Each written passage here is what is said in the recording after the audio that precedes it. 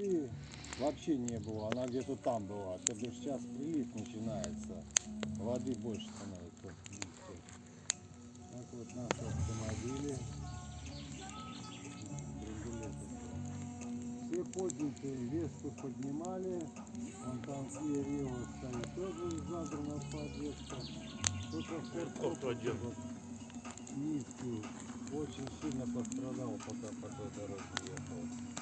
Там все днище, бампера, пороги. Вот так вот, ребятки. Вот картошку варим.